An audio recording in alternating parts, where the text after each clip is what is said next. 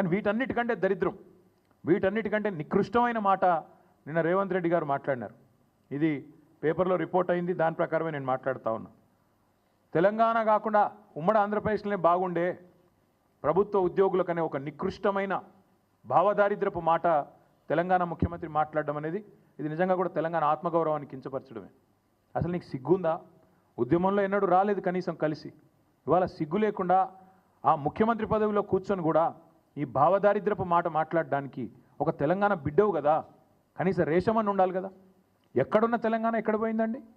10 ఏళ్లలో భారతదేశానికే ఆదర్శంగా నిలబడ్డ తెలంగాణను పట్టుకొని ఉమ్మడి ఆంధ్రప్రదేశ్లోనే బాగుండే పరిస్థితులను మాట్లాడడానికి నీకు మనసెట్లు వచ్చింది?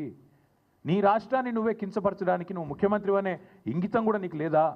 ఆ మాత్రం సోయి కూడా లేదా అని బాధతో అడుగుతా ఉన్నా. ఒక ముఖ్యమంత్రి పదవిలో కూర్చున్నావు, అదృష్టవంతుడివి నువ్వు. ఎంత గొప్పగా మాట్లాడాలి నువ్వు నీ రాష్ట్రం గురించి, నీ ప్రభుత్వం గురించి కూడా గొప్పగా చెప్పుకోవద్దంటలేదు మేము.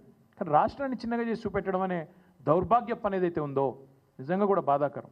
ఇంకా దారుణం ఏంటంటే